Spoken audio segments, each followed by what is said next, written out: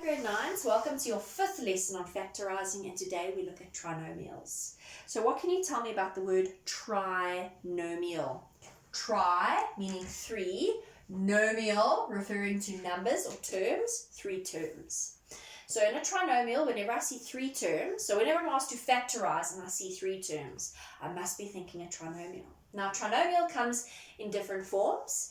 It could be x squared plus or minus. So the plus and minus don't come together. It will be a plus, or they would write a minus, okay?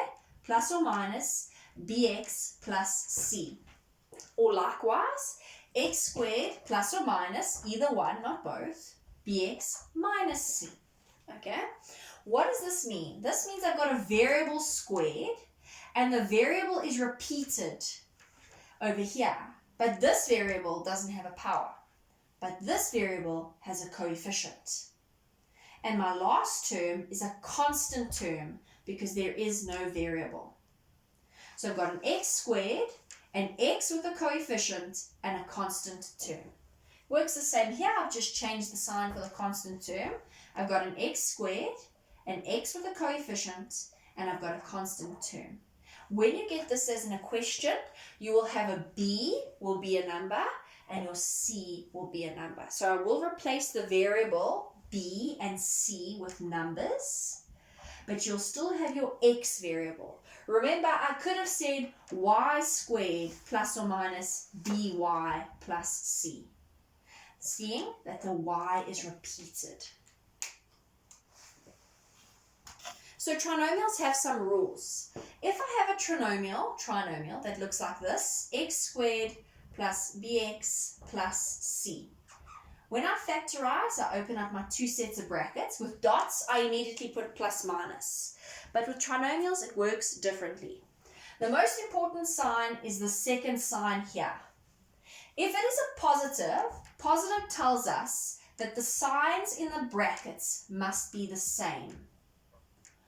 Which sign do we decide on? Well, the same sign must be whatever the sign is there. So because they must be the same, this tells me that they must both be positive. So let's look at it like this. If I had x squared minus bx plus c, I'm asked to factorize. I open up my 2 sets of brackets. This is the important one. The positive tells us that they must be the same.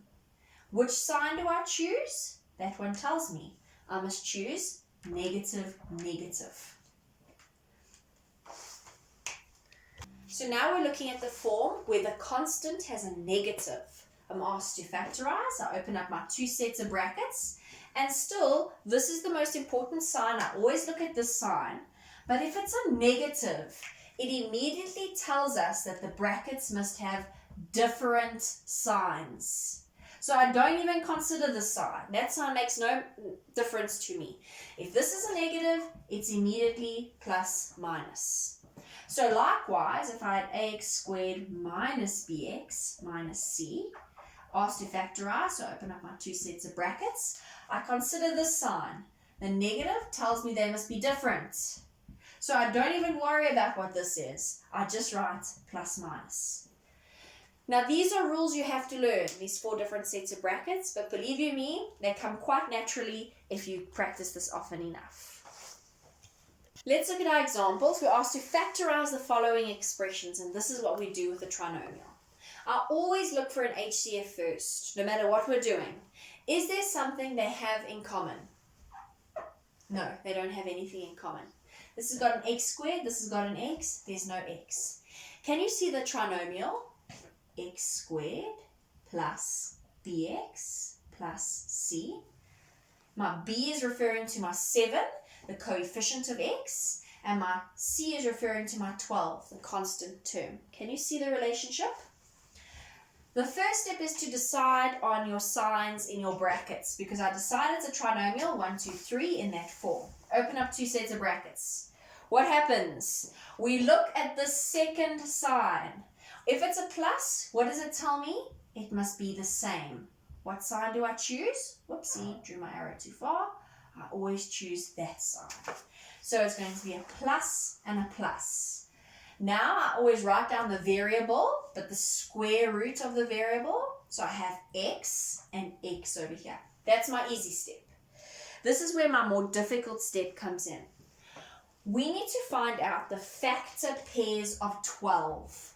12, I always look at my constant term and I find the factor pairs. So my factor pairs are 1 and 12, 2 and 6, 3 and 4.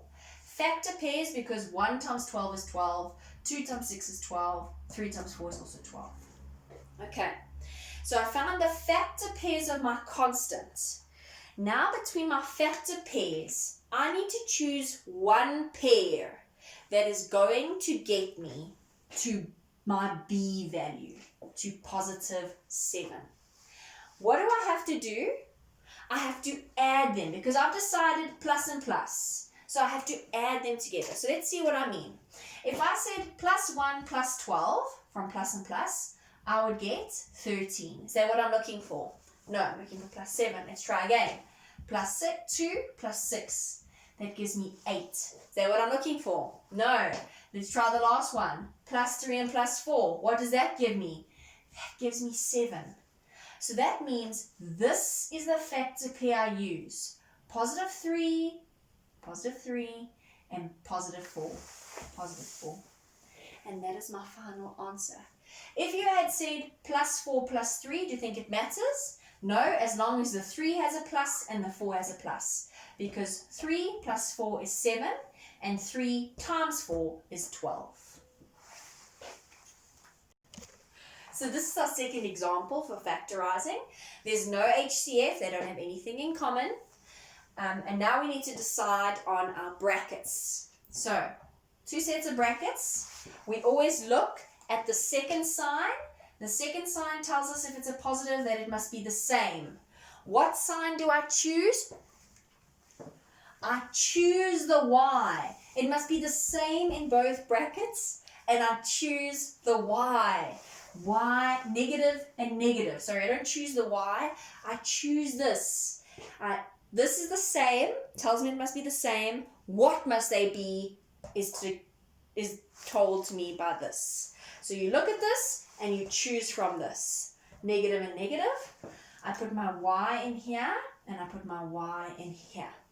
Now we have to gain the factor pairs of 24. So what things multiply together is going to give me 24. Let's start. 1 and 24, 2 and 12, 3 and 8, 4 and 6. So those are my factor pairs. And what number do I need to reach? I need to reach negative 10. And what do I have to do? I have to subtract the two things from one another because I've chosen negative and negative. So let's try it. Negative 1 minus 24 is negative 25. Negative 2 minus 12 is negative 14. Now be careful. Some children want to pick the 2 and the 12 factor pair because they can get to 10 because 12 minus 2 would give you 10. But I'm not looking for 10. I'm looking for negative 10. So some kids would say, well, negative 12 plus 2 give me negative 10. Sure, but what signs have we decided on? We've decided that both my signs must be negative. That's why my 2 and my 12 pair do not work in this case. Let's look again. Minus 3 minus 8, that gives me negative 12. Still not what I'm looking for. Negative 4 minus 6, that gives me my negative 10. So I must have a negative 4, so I have negative 4. And I must have a negative 6, so I have negative 6. And that is my final answer. So this is a trinomial because I have 3 terms. No HCF, nothing fits into both of them. So I have to do my 2 brackets and I must decide on my signs. What signs am I going to have? The negative sign tells me what? That they must be different. It doesn't even matter what that is. Different immediately, plus minus. I put in my variable here. Can you see my variable is going to be z and z because that's the square root of z squared. Now what do I have to do? Now I have to find the factor pairs of 18, and what are they? 1 and 18, 2 and 9, 3 and 6. Okay, now remember, what number am I aiming for? I'm aiming for positive 7. But what signs am I using? I need plus something and I need to minus something. So let's see what happens. Let's say I wrote plus 1 minus 18. Do you agree that's going to give me negative 17? That's not what I'm looking for. What happens if I said plus 2 minus 9? What is that going to give me? It's going to give me negative 7. This is close, but it's not what I want. What happens, and this is a clue, if I swap this and I said positive 9 minus 2? What would that give me? That would give me positive 7. So that is my combination that I use. Minus 2 plus 9. So I must put the 2 in the minus bracket because it's minus 2. So there's my minus brackets and I put it in my minus brackets, and I must put my 9 in the positive brackets because I said I must have plus 9. Why does this work? Because 9 times negative 2 is negative 18, but 9 minus 2 is positive 7. What I didn't explain to you guys is that when I do this backwards, I must get back to this. So how would I do z plus 9 times z minus 2 backwards? I wonder if you can remember FOIL. FOIL says that I multiply the first term with both of the terms in the other bracket, and then I multiply my second term with both of my terms in the other bracket. Some of your teachers taught you first, outer, inner, last, but this is the shape that you always get, this like claw, this moon pattern. And let's see what we get. Z times z is z squared. Z times negative 2 is negative 2z. 9 times z is positive 9z. And 9 times negative 2 is negative 18. What happens in the middle here? I've got like terms. So the z squared stays. Negative 2 plus 9 is positive 7z minus 18. What do you know? I've gotten back there. So do you see why it's so important that I have this negative 2 plus 9 that I decided up here? Because when I FOIL out, I must get back to that middle number. This part that I've done in red is not necessary when you're asked to factorize. Question 4 looks like this. It's a trinomial. 3 terms, nothing in common. Now, please don't forget, I always look at this sign. If it's a negative, immediately it's different. So there's a negative here, so it doesn't even matter what this is. I open up my 2 sets of brackets and they are different inside. What is my variable going to be here? It's going to be t and t. Okay, so what do we have to do now? We have to look for the factor pairs of 9, and the factor pairs of 9 are 1 and 9 and 3 and 3. Because it's got this 3 and 3 number, can you remember what I call 9? 9 is a special word. 9 is a perfect square because it can be made by multiplying the same numbers together. That's just some extra information. Right, what am I aiming for? I'm aiming for negative 8. I must use a plus and a minus sign to get to negative 8. Let's try it out. Plus 1 minus 9. Oh my word, I get negative 8 with my first try. This is cool. As long as my plus 1 goes in the plus brackets and my negative 9 goes in the negative brackets, you have your answer. Please remember you could have written it like this. What is important? That the plus is with the 1 because I decided on it, and the negative is with the 9 because I decided on it. Doesn't matter if you swap them around.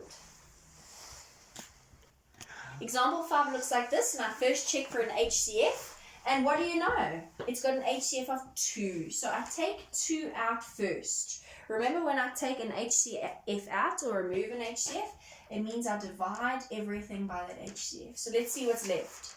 X squared plus 13, sorry, that's supposed to have an x, 13x plus 30. And now I have my trinomial. So I need to find the factor pairs of 30. What are my factor pairs of 30? 1 and 30, 2 and 15, 3 and 10, and 5 and 6. Those are my factor pairs of 30. But I first must decide on what brackets I have.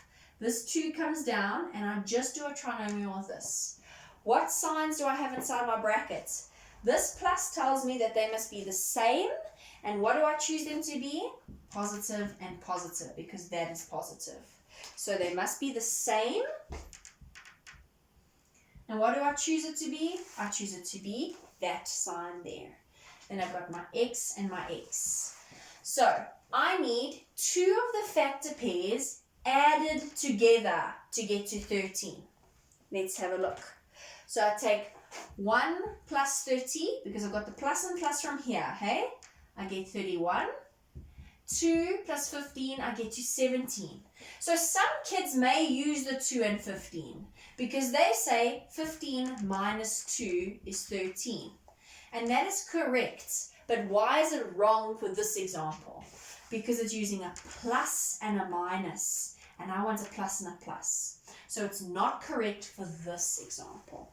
So I get to 17 because 2 plus 15 is 17. Now I've got plus 3 plus 13. And what do I, plus 3 plus 10, and what do I know? 13, and that's exactly what I was looking for. So I must put the 3 in a plus bracket, and I must put the 10 in a plus bracket. And I'm finished. Please remember that you could have swapped those 2 brackets around, so you could have said x plus 10 times x plus 3. That doesn't matter as long as the 3 has a plus and the 10 has a plus. It didn't matter which order it goes in. So here's question 6, our second last example for today. And we're going to take out an HCF first. I hope you can see it. They all have an X in. And I choose the lowest power, so I just choose X to the power of 1. So I take X out, which means I must divide each term by X. And let's see what remains. X squared, because I take 1x away, minus 6x, because I take 1x away, minus 27, because these x's cancel. And now I've got a trinomial. So I bring this x down, and I open up my 2 sets of brackets. What are the signs my brackets are going to have? This tells me that they're going to be different. So it doesn't even matter what this is, it's immediately plus minus. And these are just some things you have to learn. When the second sign is a minus, plus minus immediately. Now what am I going to do? I'm going to find the factor pairs of 27. And the factor pairs of 27 is 1 and 27, as well as 3 and 9. Those are my factor pairs of 27. What number am I aiming for? I'm aiming for negative 6. I need negative 6 by using a plus and a minus. Let's see. Plus 1 minus 27, that gets me to negative 26. So that's not the right answer. Let's see here. Plus 3 minus 9, that gets me to negative 6. And that's what I wanted, negative 6. So sorry, I forgot to put my x and my x in because of that x. Tells me to use an x. So in the plus bracket, I must have a 3. And in the minus bracket, I must have a 9. Because 3 times negative 9 gives me negative 27. But 3 minus 9 is